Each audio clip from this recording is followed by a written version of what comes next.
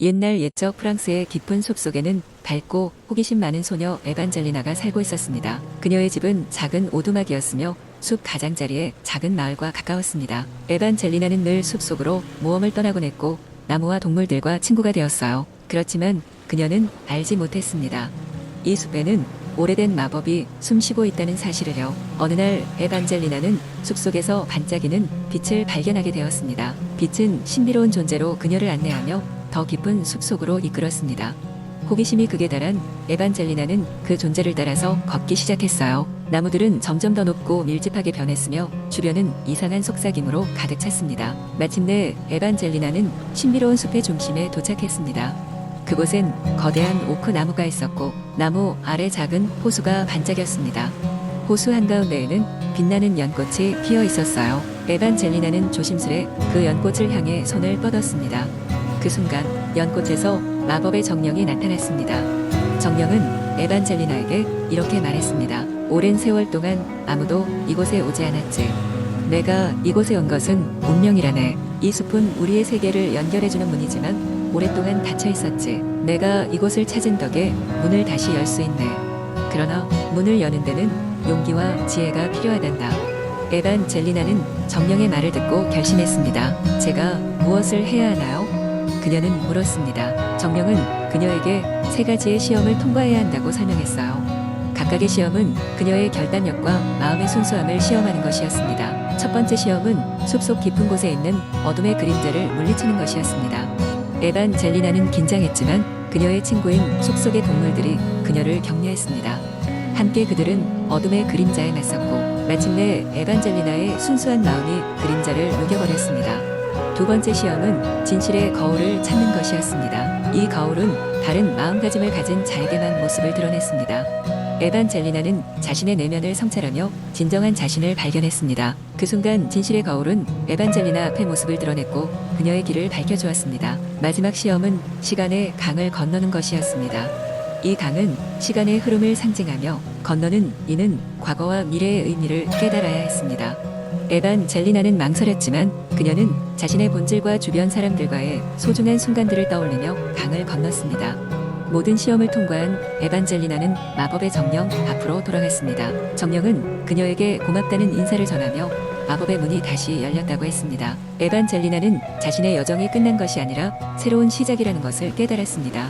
마법의 숲은 이제 더 많은 사람들에게 열려 있으며 에반젤리나는 자신의 경험을 마을 사람들에게 전파했습니다. 그녀는 마법과 자연의 조화 속에서 새로운 세상을 맞이하게 되었고 숲속의 모험은 계속되었습니다. 그녀의 이야기는 프랑스 전역에 퍼져 사람들은 숲과 조화롭게 살아가는 법을 배우게 되었습니다. 두 번째 이야기. 옛날 옛적 프랑스의 작은 마을 샤르망에는 전설처럼 내려오는 숲이 우거진 언덕이 있었습니다. 그 숲 속에는 마을 사람들조차도 함부로 들어가지 못하는 신비로운 영역이 펼쳐져 있었습니다. 언덕 너머 안개 속에서 홀로 서 있는 고대 사원의 유적은 사람들을 두려움과 호기심으로 채웠습니다. 한편 마을에는 소녀 엘로디가 살고 있었습니다. 엘로디는 그녀의 할머니로부터 오래된 이야기들을 듣고 자랐습니다. 그중 가장 좋아했던 이야기는 바로 푸른 사슴에 관한 것이었습니다. 할머니는 종종 엘로디에게 이 사슴이 어떻게 밤하늘을 가로질러 별들 사이를 달리는지를 이야기해주며 엘로디의 상상력에 날개를 달아주었습니다. 어느 날 알 수 없는 힘에 이끌려 엘로디는 숲속으로 발걸음을 옮겼습니다. 그곳에서는 듣지도 보지도 못한 신비한 소리와 환상적인 빛이 그녀를 맞이했습니다. 엘로디는 멀지 않은 곳에서 푸른 빛이 점점 더 밝아지는 것을 보았습니다. 그 빛은 마치 허공을 가르는 듯한 푸른 사슴이었습니다. 사슴은 엘로디를 바라보며 그녀에게 다가왔습니다. 푸른 사슴은 말없이 엘로디를 안내하며 이끌었습니다. 엘로디는 사슴을 따라오며 주변의 경치에 흠뻑 빠져들었습니다. 그들은 숲을 지나 오래된 고대 사원에 도착했습니다. 사원의 중심에 서 있는 거대한 석상은 바로 마을 전설 속의 사냥꾼이었고 옆에는 사슴의 동상도 있었습니다. 푸른 사슴은 엘로디에게 자신의 사연을 말해주었습니다. 수백 년 전 이 사냥꾼은 가장 사랑하는 사슴을 저주받았습니다. 그 저주는 사슴을 영원히 밤하늘에서만 살아가게 만들었고 단 한 명의 순수한 마음을 가진 아이만이 그 저주를 풀 수 있었습니다. 엘로디는 고개를 끄덕이며 사슴의 슬픔을 느꼈습니다. 엘로디의 순수한 마음이 사슴의 저주를 풀어주었습니다.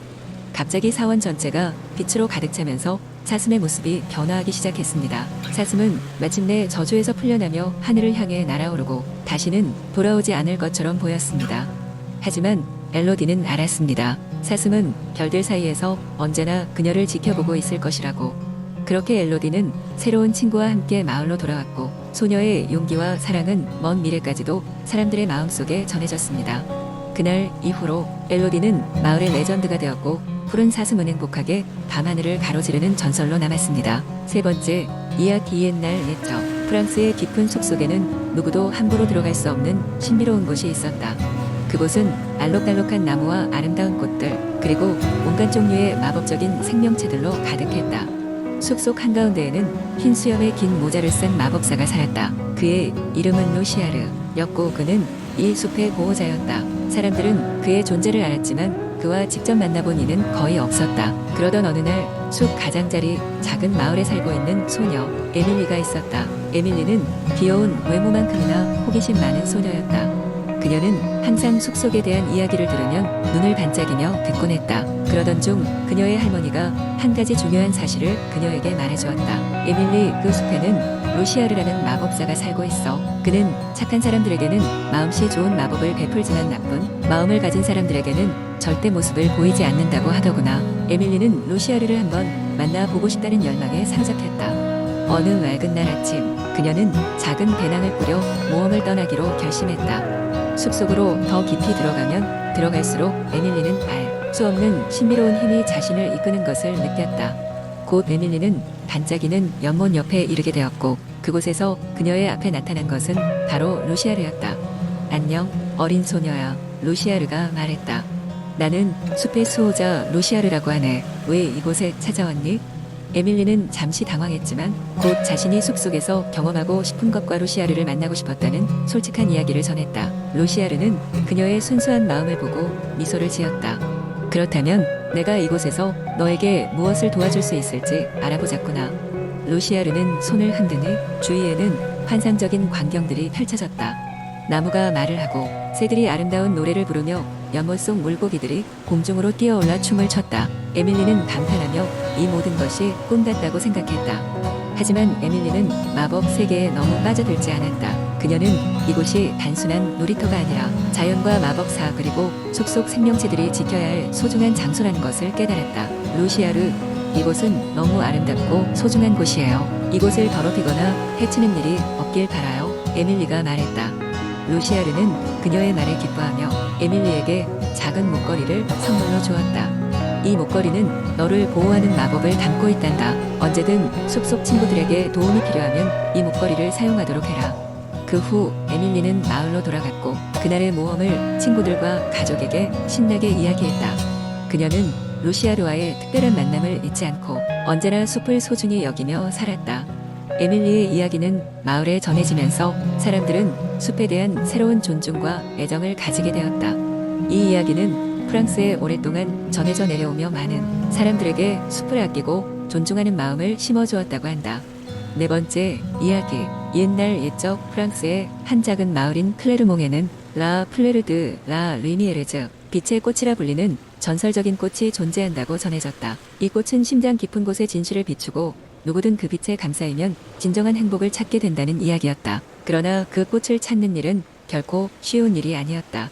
많은 사람들이 그 꽃을 찾아 모험을 떠났지만 극히 소수만이 그 꽃을 발견했다고 했다. 그러던 어느 날 젊고 호기심 많은 한 청년이 이 이야기에 매료되었다. 그의 이름은 루이였고 평범한 농부의 아들이었지만 그의 마음속에는 항상 모험과 미지에 대한 열망이 가득했다. 루이는 마을의 노인들로부터 빛의 꽃에 대한 전설을 듣고 그 꽃을 찾기 위해 길을 떠나기로 결심했다. 그의 어머니는 걱정했지만 아들의 모험심을 존중하여 그의 여행을 돕기로 했다. 그리하여 간단한 음식과 물, 묵직한 외투까지 준비해 주었고 그렇게 루이는 새로운 여정을 시작했다.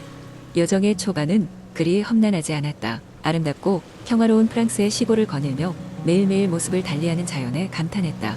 그러나 며칠이 지나고 점차 루이의 길은 험난해졌다. 길 잃은 자들 사이에 전해져 내려오는 지도를 참고했음에도 불구하고 수많은 갈림길에서 종종 방향을 찾기 어려웠고 때로는 비바람 속에 몸을 지켜야 했으며 깊은 산속에서는 외진 길 위에 홀로 남겨지기 일쑤였다. 그러함에도 불구하고 루이는 결코 포기하지 않았다. 마음속에서는 그의 아버지가 늘 말씀해 주셨던 격언, 희망을 잃지 않는 것이 진정한 용기다 라는 말이 불같이 타오르며 그를 용기 내게 했다. 어느 때는 험난한 숲에서 길을 잃기도 했고 또 다른 때는 갑작스러운 폭우에 의해 자주 길을 멈추고 휴식을 해야만 했다.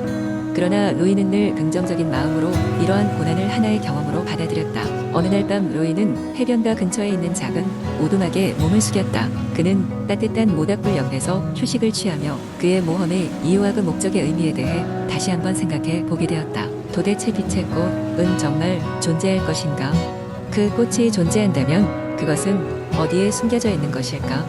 그리고 그 꽃은 과연 자신이 원하는 행복을 줄 수 있을 것인가? 그렇게 긴 생각 끝에 그는 그저 빛의 꽃을 찾는 이 여정 자체가 그 자체로 중요한 것임을 깨달았다. 새로운 하루가 시작됐고 로이는 다시 여행길에 올랐다. 그리고 얼마 지나지 않아 그는 오랜 시간 찾아 헤매던 바로 그 빛의 꽃을 발견하게 되었다. 이상한 빛을 내뿜는 석류나무의 큰 바구니에 숨어있는 그 꽃을 보았을 때 로이는 숨이 멎는 듯한 놀라움을 느꼈다. 꽃은 마치 가격이 비쌀 정도로 아름다우며 환한 빛을 뿜어내고 있었다. 로이는 조심스럽게 꽃을 손에 두었다. 그 순간 그의 마음 한구석에 묻어두었던 과거의 상처들이 하나하나 밝혀지는 기분이 들었다.